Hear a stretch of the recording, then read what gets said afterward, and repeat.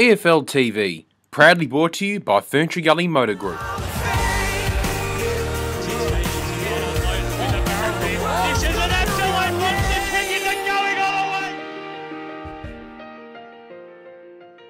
Hello and welcome to the EFL agenda for another week. I'm Braden Ingram and we're halfway through the home and away season. It's been a very interesting season to date.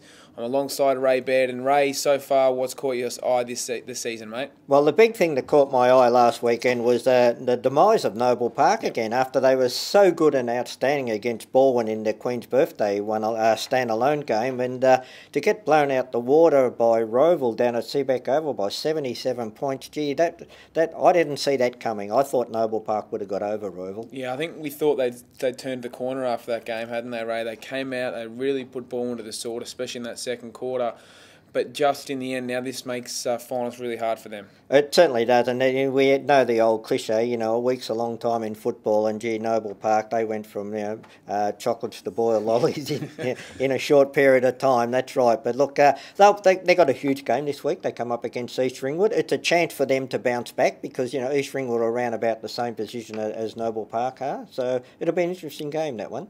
And Ray, you mentioned Baldwin there, mate. They've now 2 losses on the trot. They went down to Norwood by 1 point, and now they've got a big game coming up this week. Yeah, look, it was a loss that Baldwin didn't really see coming. But the thing is that you've got to give them a bit of credibility because at three-quarter time they were about 3 or 4 goals down. They got back to within a point. Okay, they lost by a point, but gee, it's a long time. Baldwin have never lost 3 games in a row since they've been in the Eastern Football League. They came in 2007. That first year they finished 5th.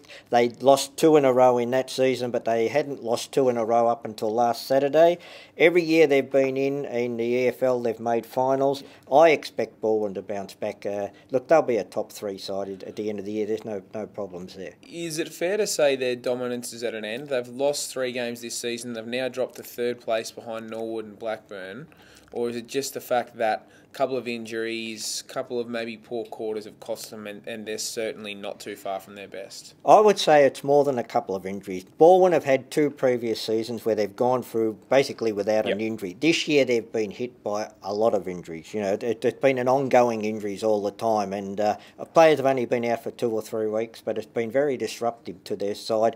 They'll be a force again. There's no doubt, no problems there, but they'll bounce back this week, I think, against Blackburn. And the team that beat them, Norwood, they're now 9-9, haven't lost a game in the 9 games, so they're going along very nicely. If they hadn't proven before that they were genuinely going to contend this year, they certainly have now. And in the Beyond Blue Cup game this week, they take on South Croydon, and that could potentially be a danger game the way South Croydon are going.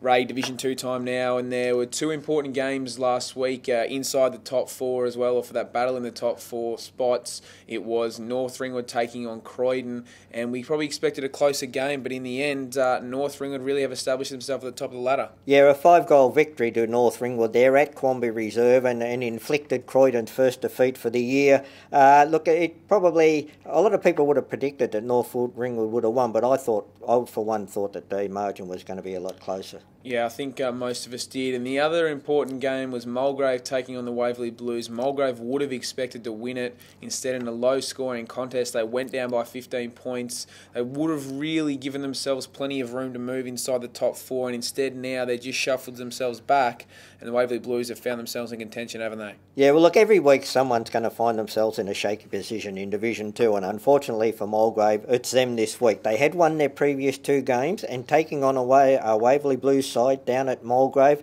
everyone would have expected them to win that game. But gee, Waverley Blues now, they've put themselves back in the mix to get into that 4th spot and maybe even play finals. They're only a game behind, or half a game behind the 4th spot, Donny East, and a game and a half behind Mulgrave. So look, the pressure now is certainly on Mulgrave. Other than the top 2 sides in Division 2, the rest of the sides seem to keep missing their opportunities. I mean, you look at Mulgrave last week, you look at Waverley Blues in their draw, and another close loss was in there as well, and then Doncaster as well, losing to East Burwood in round 1.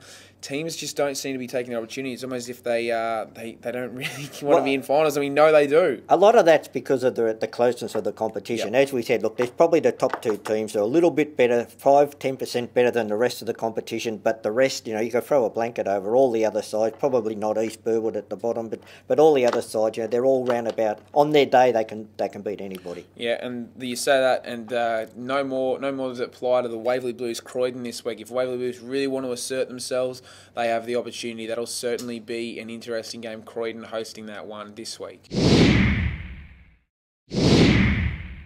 Ray, it's now time to talk about one of the silver foxes of the EFL, and in Division 3, it's Mark Hardy. He played his 399th game last week. He embarks on his 400th this week. He's already retired about 6 times, I think. He's a sensational player, and against Wanturna South in a big game, it's a sensational way for him to mark the occasion. Yeah, it's going to be a big weekend for Mark Hardy, that's for sure. Look, he's been one of the legends over 21 years. He's played 5 clubs. I think he's got four or five premierships over that journey. He is really a great player of the Eastern Football League. I believe that he could be the first player to play 400 EFL games. It was a very tight game, Ray. I think the final score was 37-36. Dan Breeze had a shot for Heathmont to put them in front late in the last quarter. He missed it. They kicked 3-17 Heathmont. Very wasteful and an opportunity lost there. Yeah, as you say, look, goals were very scarce. But Heathmont, looking at their scoreline and what I believe, they obviously had their chances to win that game. But, good kicking is good football. And Baronia, on the other hand, we know they lock sides down, but gee, they've locked the opposition down to 3 goals only for the game. So, but then I just question, locking sides down like that, is that going to work against your Templestows, against your Mitchams and these other top sides? Come finals times, I think that that game plan won't win you the It's worked against them before, hasn't it, in finals? It certainly has. It has. Look, you got to play finals, to win finals, and in the drier weather, you've got to be an all-out attacking side. Certainly not ruling them out, but against a side like Mitcham, well, it's always a difficult task when they've got such firepower. Speaking of Mitcham, they travel up the hills this weekend to take on South Belgrave in a crucial game for South Belgrave, Ray. They've got a couple of tough weeks coming up, and if they want to hold on to that 5th spot,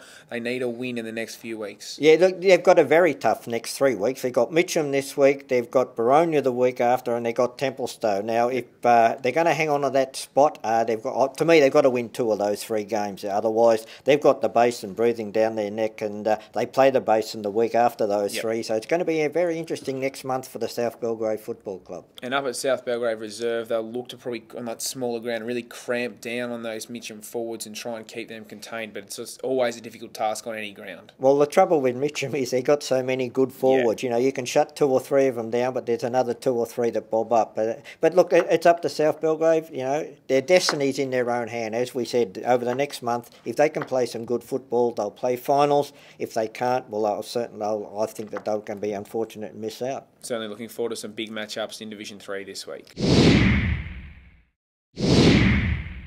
Finally to Division 4 now, Ray, and you were out at a big game and an important game. It was Park Orchards and Forest Hill, and Forest Hill, they came out charging in the first quarter, and in a really exciting game, they got over the line against Park Orchards. Look, it was a huge game at Park Orchards. It was back to Domini Day out there and a big crowd, and we had a top of the ladder clash out there. The first 10 minutes of the first quarter was all Park Orchards, but then Forest Hill, they came back in a quarter time. Forest Hill was 8 goals to 2 at quarter time, but then in the second quarter it was Park Orchards took over again, and they kicked 6 goals to Forest Hill's 2 in the second quarter, and those 2 goals that Forest Hill kicked came in the last minute of the second quarter, and to me that was the turning point of the game, because the second half was a real arm wrestle, and the difference between the 2 sides, I thought, was that the big 3 forwards down forward for Forest Hill, that we weren't quite so sure about, and one of those teams could prove to be Silver. They had a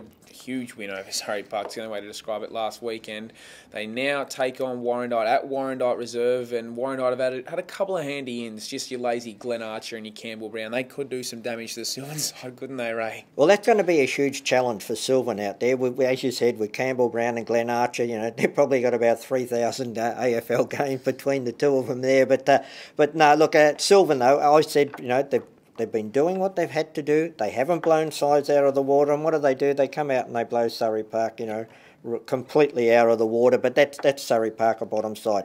huge challenge, a big crowd out there at Warrandyte Oval this week, and we'll just see how Sylvan stand up to a very experienced Warrandyte side. Make sure you get out to Warrandyte Reserve. They've got a renovated rooms. It's a sensational facility down there. You're going to see a cracking couple of ex-AFL players. Campbell Brown only a year out of the game, so great to see some good footy on two top sides in Division 4. Certainly looking forward to it. Ray, thanks for your time this week. Really appreciate it. And, of course, make sure you don't miss the Beyond Blue Cup this week. It's South Croydon hosting Norwood. It will be the radio game on 98.1 FM, of course, streamed online on efl.org.au. Make sure you get out there. Best call team in the business. Look forward to seeing you next week.